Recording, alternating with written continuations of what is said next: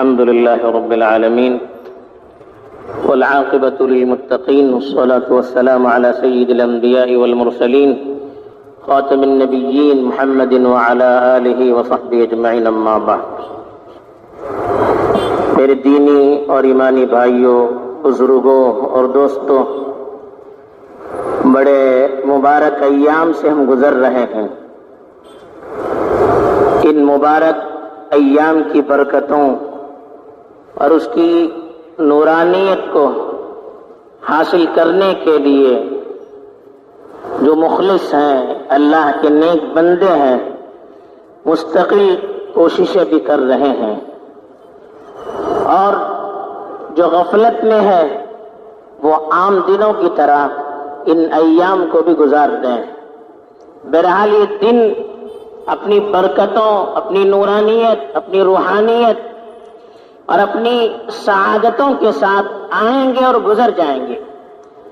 اب جن کو فائدہ اٹھانا ہے وہ اپنی ضرورت سمجھ کر ان ایام سے بھرپور فائدہ اٹھانے کی کوشش کرے گا، اور جن کو فائدہ اٹھانا نہیں ہے اب وہ جس طرح عام دنوں میں غفلت سے اپنے دن گزار رہے ہیں ویسے ان کے یہ دن بھی اسی طرح سے گزر جائیں گے. اب یہ ہمارا اپنا عمل ہے، ہمارا اپنا جذبہ ہے کہ ہم ان ایام کی قدردانی کس طرح سے کرتے ہیں.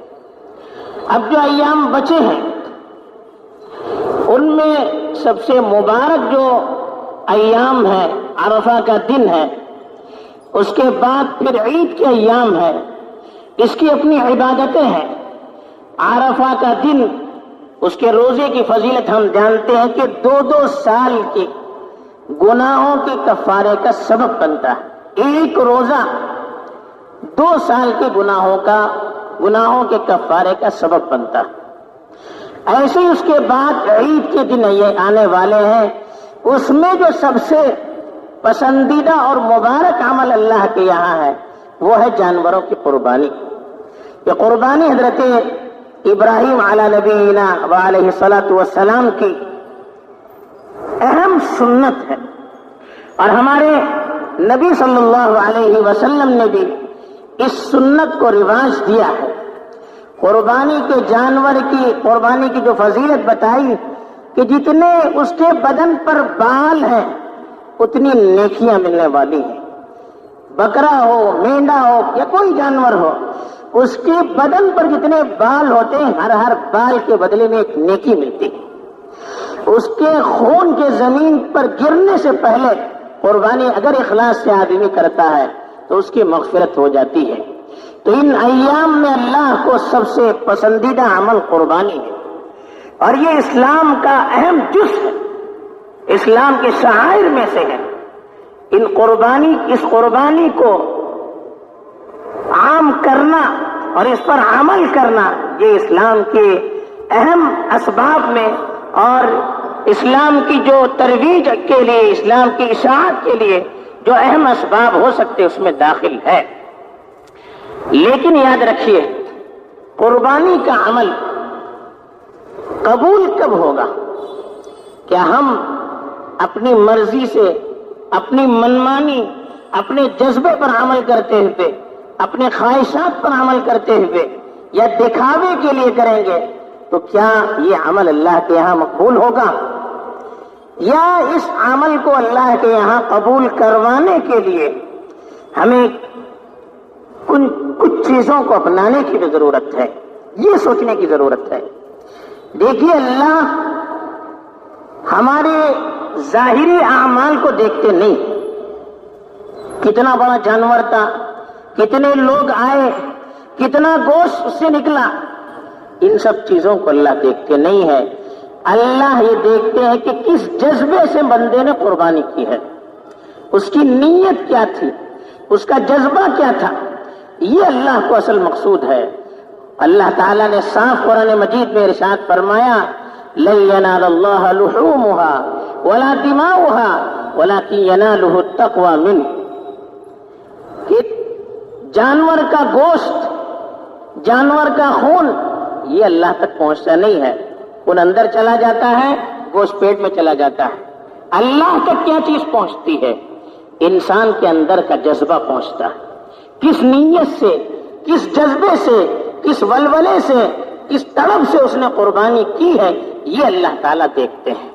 تو قربانی ہمیں اندرونی جذبے سے کرنی ہے، اللہ کی رضامندی کو حاصل کرنے کے لیے، اور جس نیت، جس جذبے اور جس طرف سے ابو الانبیاء حضرت ابراہیم علیہ الصلاۃ والسلام نے قربانی کی تھی، اپنے بیٹے کی محبت پر اللہ کی محبت کو انہوں نے ترجیح دی، اللہ کے حکم پر اپنے بیٹے کو قربان کیا، اپنی محبت کو قربان کرنے کے لیے تیار ہو گئے، اپنے جذبات کو قربان کرنے کے لیے تیار ہو گئے، اپنی خواہشات کو قربان کرنے کے لیے تیار ہو گئے۔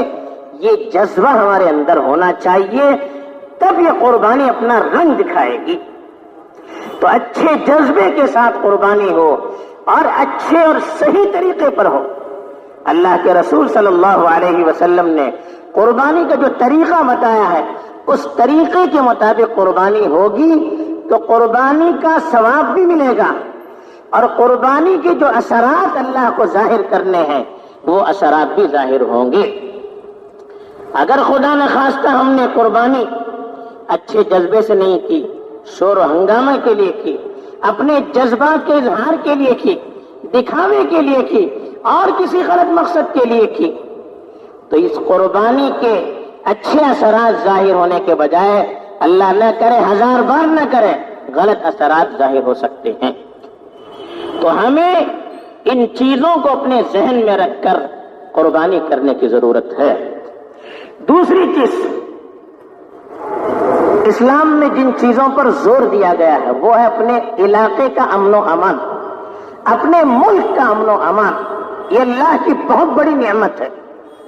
اللہ تعالیٰ نے قرآن مجید میں اپنا احسان بتلایا، اپنے جن احسانات کا ذکر کیا قریش کے لیے، ان میں کہا کہ الذی اطعمہم من جوع وآمنہم من خوف، کہ خدا وہ ہے جس نے بھوک پر ان کو کھلایا اور خوف سے ان کو امن دیا۔ تو یہ امن، یہ شانتی، یہ اللہ کی بہت بڑی نعمت ہے۔ ایک جگہ قرآن مجید نے صاف ارشاد فرمایا، اولم یروا انا جعلنا حرما آمنا ویتخطف الناس من حولهم۔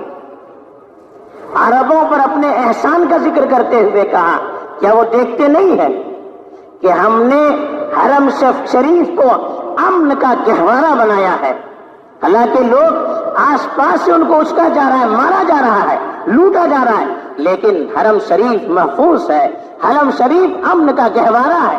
یہ اللہ نے اپنا احسان جتلایا ہے۔ اور اللہ کے محبوب نبی، اللہ کے خلیل حضرت ابراہیم علیہ السلام نے جب کعبۃ اللہ کی تعمیر کی، جب مکے کو بسایا، تو اس میں جو انہوں نے دعا کی اللہ سے تڑپ تڑپ کر، اس میں یہ بھی دعا کی کہ اللہم اجعل ھذا البلد رب اجعل ھذا البلد آمنا مطمئنا، اے میرے پروردگار اس شہر کو امن کا گہوارہ بنا دے، سکون اور اطمینان کا ذریعہ بنا دے۔ یہ دعا کی بہت بڑے نبی نے۔ اس سے معلوم ہوتا ہے کہ اپنے علاقے کے امن و امان کو برقرار رکھنا، اپنے ملک کے امن و امان کو برقرار رکھنا، سکون کی زندگی، اطمینان کی زندگی، یہ اللہ کی بہت بڑی نعمت ہے، اور اس نعمت کی قدردانی کی ضرورت ہے۔ اگر کسی علاقے میں امن و امان ختم ہو گیا، پھر نہ عبادت سکون سے ادا کی جا سکتی ہے، نہ آدمی اپنے گھر بار میں سکون سے رہ سکتا ہے، نہ آدمی سکون سے کما سکتا ہے، معیشت بھی برباد، دین پر بھی پابندیاں، اور پھر انسان کی زندگی بھی تنگ اور پریشان کن ثابت ہو سکتی ہے۔ تو اس لیے امن و امان کو بحال رکھنا، اس کی فکر کرنا، یہ بھی وقت کی اہم ضرورت ہے۔ اسی لیے اللہ کے رسول صلی اللہ علیہ وسلم نے ایک بات بڑی سخت ارشاد فرمائی، کہا کہ ان اعظم المسلمین جرما من سأل عن شيء لم يحرم فحرم من اجل مسألته۔ بخاری شریف کی روایت ہے، کہا کہ مسلمانوں میں سب سے بڑا مجرم وہ شخص ہے جو کسی ایسے مسئلے میں سوال کرتا ہے جو چیز حرام نہیں تھی، لیکن اس کے سوال کی وجہ سے وہ چیز حرام کر دی گئی۔ اللہ کے رسول صلی اللہ علیہ وسلم کے زمانے میں کہا گیا تھا، صحابہ سوالات کرتے تھے، کچھ سوالات اچھے بھی ہوتے تھے، کچھ لوگ بے تکے سوالات بھی کرتے تھے، اور بعض مرتبہ ان سوالات کی وجہ سے احکام سخت کر دیے جاتے تھے، جسے بنی اسرائیل میں ہوا۔ ان سے کہا گیا، قرآن میں اس کا تذکرہ کیا گیا، پورا واقعہ سورہ بقرہ میں تفصیل سے بتایا گیا ہے۔ ان کو ایک گائے ذبح کرنے کے لیے کہا گیا، تو انہوں نے پوچھا وہ کیسی ہو، اس کا رنگ کیسا ہو، کھیتی میں ہل چلاتی ہو، یہ ہو۔ جتنے سوالات انہوں نے اپنے نبی سے کیے، احکام اوپر سے سخت نازل ہوتے شروع ہو گئے۔ تو جب سوالات، حالانکہ سوال کرنا ایک اچھی چیز ہے، کسی مسئلے میں پوچھنا، آدمی کو کوئی بات سمجھ میں نہیں آتی ہے، وضاحت چاہنا بہت اچھی چیز ہے، لیکن یہ سوال بھی جب مسلمانوں کے لیے تنگی کا ذریعہ بنتا ہے تو ایسے شخص کو ملت کا سب سے بڑا مجرم قرار دیا گیا ہے۔ حدیث کی روح ہمیں یہی بتاتی ہے کہ ایسا کوئی کام ہم نہ کریں کہ اس ہمارے کام کی وجہ سے مسلمانوں پر کوئی پابندی لائق ہو جائے۔ مسلمانوں کی کسی عبادت پر پابندی لائق ہو گئی تو سب سے بڑا ملت کا مجرم ہوگا۔ آج ہمیں سوچنے کی ضرورت ہے۔ جذبات اپنی جگہ پر، جذبات ہوتے ہیں، نوجوانوں سے خاص طور پر کہوں گا جذبات ہوتے ہیں، لیکن جذبات آگ کی طرح ہے۔ آپ آگ کو کسی کھیتی میں آگ لگائیں گے، غلط جگہوں پر آگ لگائیں گے، وہ آگ پوری کھیتی کو جلا دے گی، پورے مکان کو جلا دے گی، لیکن اسی آگ کو آپ نے چولہے کے اندر ڈال دیا تو وہ آگ آپ کے لیے خیر کا باعث بنے گی، اسی پر آپ کھانا پکائیں گے، اسی پر آپ اپنی ساری چیزیں جو غذا کی ہوتی ہے اچھے اچھے پکوان پکائیں گے، وہ آگ آپ کے لیے بہتری کا ذریعہ بنے گی، آپ کے لیے خوشی کا ذریعہ بنے گی۔ لیکن اسی آگ کو آپ نے غلط جگہ پر لگایا، ایسے ہی چھوڑ دیا تو پوری بستی برباد ہو جائے گی۔ یہ جذبات ایسے ہی ہے، جذبات کو اگر ہم نے ایسے ہی چھوڑ دیا، من مانی اپنے جذبات پر ہم عمل کریں گے، یاد رکھیے اللہ نہ کرے پوری بستی، پورا ملک برباد ہو سکتا ہے۔ اگر ہم نے ان جذبات کو کنٹرول میں رکھا، شریعت کے دائرے میں رکھا، اپنے بڑوں نے جو اصول ہمیں بتائے ہیں اس کے تحت اس کی نگرانی میں رکھا، تو یہی جذبات کل کو ہمارے لیے ترقی کا ذریعہ بنیں گے، امن و امان کا ذریعہ بنیں گے، ہمیں اگلے مراحل میں بہت ساری فتوحات اور خوشحالیوں کا ذریعہ بنیں گے۔ تو ہمیں اپنے جذبات کو قابو میں رکھنے کی ضرورت ہے۔ قربانی اللہ کی عبادت ہے، عبادت سمجھ کر کرنا چاہیے۔ قرآن نے ایسی چیزوں سے ہمیں روکا ہے، جائز چیز، بلکہ ایک حد تک قرآن میں مطلوب ہے، ایسا کرنا ہے، لیکن اگر اس عمل سے دوسروں کو تکلیف ہوتی ہے، اس عمل سے اسلام کا نقصان ہوتا ہے، اس سے بھی اسلام نے روکا۔ کیا ہے وہ؟ قرآن نے فرمایا وَلَا تَسُبُّوا الَّذِينَ يَدْعُونَ مِن دُونِ اللَّهِ، یہ مشرک اللہ کو چھوڑ کر جن چیزوں کی عبادت کرتے ہیں آپ اس کو برا بلا مت کہیے۔ حالانکہ بتوں کی برائی یہ ایمان کی علامت ہے، بتوں کی نفرت، شرک کی نفرت یہ ایمان کی علامت ہے، لیکن کہا ان کے بتوں کو آپ برا بلا مت کہیے۔ کیوں؟ فَيَسُبُّ اللَّهَ عَدْوًا بِغَيْرِ عِلْمٍ، وہ نادانی میں، دشمنی میں اللہ کو برا بلا کہیں گے۔ تو ہمارا کوئی عمل ایسا نہیں ہونا چاہیے کہ وہ ضد میں آ کر ہمارے مذہب کے خلاف کوئی ایکشن لینے والے ہو جائیں، ہمارے مذہب کو برا بلا اور مطعون کرنے لگے۔ اللہ کے رسول صلی اللہ علیہ وسلم نے فرمایا من الکبائر شتم الرجل ابویہ، گناہ کبیرہ میں سے ایک گناہ یہ بھی ہے، گناہ بہت سے ہوتے ہیں، کبیرہ گناہ کا مطلب بڑے گناہ جو بغیر توبے کے معاف نہیں ہوتے، چھوٹے جو گناہ ہوتے ہیں وہ اچھے اعمال سے معاف ہو سکتے ہیں، لیکن بڑے گناہ جو کبیرہ کہلاتے ہیں وہ توبے کے بغیر معاف نہیں ہوتے ہیں۔ اس کی بہت بڑی فہرست ہے، اس میں یہ بھی کہا کہ کبیرہ گناہ میں یہ بھی ہے کہ اپنے والدین کو آدمی گالی دے۔ دوسری روایت میں ہے کہ صحابہ نے تعجب سے پوچھا اللہ کے رسول آدمی اپنے والدین کو گالی دے سکتا ہے، اپنے ماں باپ کو کوئی برا بھلا کہہ سکتا ہے؟ اللہ کے رسول صلی اللہ علیہ وسلم نے فرمایا یسب الرجل اباہ فیسب اباہ فیسب امہ فیسب امہ، آدمی کسی کے باپ کو گالی دیتا ہے وہ آپ کے باپ کو گالی دے گا، آدمی کسی کی ماں کو گالی دیتا ہے وہ آپ کی ماں کو گالی دے گا۔ آپ نے اپنی ماں کو گالی نہیں دیا، اس کی ماں کو گالی دیا، لیکن اس نے آپ کی ماں کو گالی دیا، سبب کون بنے؟ ہم بنے۔ اس نے اپنے باپ کو گالی، ہم نے اپنے باپ کو گالی نہیں دیا، اس کے باپ کو گالی دیا، لیکن رزلٹ کیا نکلا؟ اس نے ہمارے باپ کو گالی دیا، سبب کون بنے؟ ہم بنے۔ تو ایسا کوئی عمل کرنے سے ہمیں روکا گیا جس کا نتیجہ یہ نکلے کہ غیر اس کی وجہ سے ہمارے دین کو بدنام کرنے لگے، اس کی وجہ سے حکومت ہمارے دین پر پابندی لگانے پر مجبور ہو جائے، ایسا کام کرنے سے ہمیں روکا گیا۔ بہت سے اچھے کام کرنے سے روکا گیا جب اس کام کا اثر غلط پڑتا ہو۔ اللہ کے رسول صلی اللہ علیہ وسلم کے زمانے میں جب کعبۃ اللہ کی تعمیر ہوئی تھی، مشرکوں نے تعمیر کی، مکے کے لوگوں نے، تو حلال کمائی ان کی جو تھی وہ ختم ہو گئی، تو ایک حصے تک انہوں نے تعمیر کیا اور روک دیا۔ اب جو حتیم کا حصہ ہے وہ بھی اصل کعبہ ہے، لیکن اتنے حصے تک ان کا پیسہ ختم ہو گیا، وہیں تک روک گیا، حلال کمائی نہیں تھی۔ آگے کا جو حصہ تھا وہ انہوں نے ایسے ہی چھوڑ دیا۔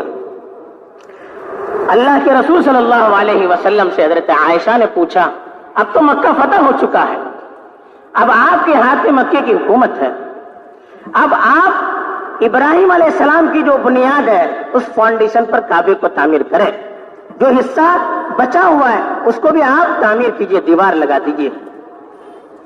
مسلم شریف کی روایت ہے اللہ کے رسول صلی اللہ علیہ وسلم نے اس وقت حضرت عائشہ سے فرمایا اگر تمہاری یہ قوم نئے نئے اسلام میں داخل نہ ہوتی تو میں یہ کام کرتا، یعنی یہ لوگ ابھی نئے نئے مسلمان ہوئے ہیں مکے کے لوگ، اگر میں کعبے کی تعمیر ذرا آگے بڑھا کر کروں گا تو یہ لوگ فتنہ کرنے لگیں گے، ان کے دلوں میں غلط فہمیاں ہونے لگے گی۔ ایک جائز کام کو اس لیے اللہ کے رسول صلی اللہ علیہ وسلم نے چھوڑ دیا کہ اس سے کہیں فتنہ نہ ہو جائے۔ تو اس لیے ہمیں بار بار اس کا خیال رکھنا چاہیے، قربانی کیجئے، شوق سے کیجئے، لیکن اللہ کے لیے کوئی ایسا عمل نہ کیجئے کہ جس کی وجہ سے مسلمان بدنام ہو، جس کی وجہ سے دین بدنام ہو، جس کی وجہ سے شریعت بدنام ہو، جس کی وجہ سے ہم پر پابندیاں لگے، جس کی وجہ سے حکومت سخت ترین قانون بنانے پر مجبور ہو جائے۔ ایسا کوئی کام اللہ کے لیے نہ کیجئے۔ ہماری ذرا سی غلطی ہمیں بڑی کھائی میں لے جا سکتی ہے۔ تاریخ بن رہی ہے، ابھی بڑا نازک ماحول ہے، بڑے نازک حالات ہے، پھونک پھونک کر قدم رکھنے کی ضرورت ہے۔ ذرا سی ہماری کمزوری، ذرا سی ہماری کوتاہی، چھوٹی سی ہماری غلطی ہمیں کہاں سے کہاں تک لے جا سکتی ہے، کیسے برے سے برے نتائج وہ ہمارے سامنے لا سکتی ہے، اللہ محفوظ رکھے۔ تو پھونک پھونک کر قدم رکھنے کی ضرورت ہے۔ ایسا کوئی کام اللہ کے لیے نہ کیجیے جس سے مسلمان بدنام ہو۔ قربانی کے جانور بڑے محترم ہیں، ان جانوروں کا احترام کرنا چاہیے، ان کی بے حرمتی نہیں کرنی چاہیے۔ قرآن میں بھی اس کو روکا گیا، وَمَن يُعَظِّمْ شَعَائِرَ اللَّهِ فَإِنَّهَا مِن تَقْوَى الْقُلُوبِ۔ کہا کہ اللہ کے شعائر، اللہ کی جو نشانیاں ہیں، اس کی عظمت، اس کا احترام، یہ دل میں اللہ کے خوف ہونے کی دلیل ہے۔ تو اللہ کی حرمتوں کی جانوروں کی آپ اس کو ستائیے نہیں، تکلیف مت دیجیے۔ قربانی کے لیے شور ہنگامہ یہ کوئی اس کی شرائط میں داخل نہیں کیا ہے۔ آپ قربانی شوق سے کیجیے، لیکن اپنے گھروں میں خود کیجیے، دوسروں کو جمع کرنے کی کوئی ضرورت نہیں ہے۔ آج کے حالات ہمیں اس کی اجازت نہیں دیتے ہیں۔ ذرا سا احتیاط کیجیے، اپنے جذبات کو ذرا دبائیے۔ اللہ کے لیے جذبات کو دبائیں گے، اللہ نئے راستے ہمارے لیے کھول دیں گے۔ آپ قربانی کیجیے، ایسے وقت میں کیجیے کہ جس میں دشمنوں تک اس کی آواز بھی نہ پہنچ جائے۔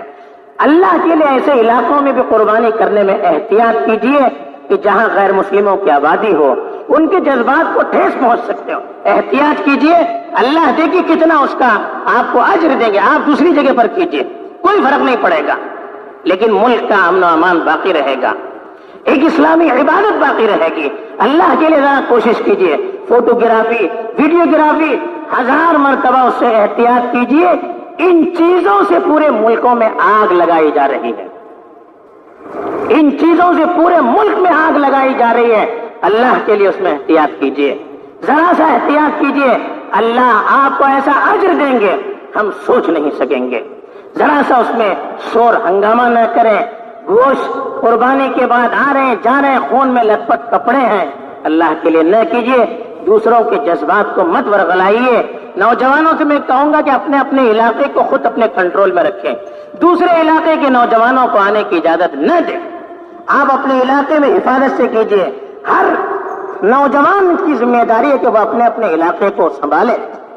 اس وقت اس کو اللہ کا ایک فریضہ سمجھے کہ اپنے ماحول کی حفاظت رکھنا یہ ہمارا سب سے بڑا فریضہ ہے. اس وقت کوئی موقع بے احتیاطی کا ہم سے ہونا نہیں چاہیے. ایسے ہی گوشت لے جاتے وقت محتاط انداز میں لے جائیں, ہر آٹو پر نہ لے جائیں, محتاط انداز میں. جن کے دلوں کو اس سے ٹھیس پہنچ سکتی ہے ایسی گاڑیوں پر آپ گوشت نہ لے جائیے. آپ ان لوگوں کو ترجیح دیجیے جن کو اس سے تکلیف نہیں ہوتی ہے. آپ سمجھ جائیے کیا کہنا چاہتے ہیں. تو اس میں احتیاط کیجیے. تنظیم کی طرف سے بھی پورا لیٹر دیا گیا تھا, ہم نے خود بھی میں ان سب چیزوں کو آپ کے سامنے بیان کیا. اس کی روشنی میں ساری چیزیں ہم نے مفصل بتائی ہے. شاید مسجدوں میں بھی یا گھر گھر میں بھی وہ انشاءاللہ لیٹر عام کیے جائیں گے. آپ اس کا پاس و لحاظ رکھیے. آپ کے ذمہ داران علماء ہیں, شہر کے ذمہ داران ہیں, تنظیم کے ذمہ داران ہیں, جو آپ کو اس موقع پر پیغام دیتے آپ ان کا ساتھ دیجیے. کام کب ہوتا ہے جب ہم اپنے بڑوں کا ساتھ دیں گے. ہم اپنی منمانی کریں گے, ان کی باتوں کو نہیں مانیں گے تو پھر کام نہیں ہو سکتا, پھر ہم ترقی نہیں کر سکتے. یہ چند گزارشات تھی تو اس وقت اللہ تعالیٰ نے ذہن میں ڈال دی. اللہ تعالیٰ ہم سبوں کو صحیح طور پر عمل کرنے کی توفیق دے. ان ایام کو ہم سب کے لیے مبارک بنائے, اور جو اہم عبادت آ رہی ہے وہ ہمارے لیے حقیقی دنیا اور آخرت کی خوشیوں کا, امن و امان کا اس کو سبب بنائے, اور آگے کے لیے بہت سی دینی اور دعوتی راہوں کو کھولنے کا ذریعہ بنائے. آمین. وآخر دعوانا الحمدللہ رب العالمین. نماز غائبانہ کی طرف ہے. پچھلے دنوں ترکیہ میں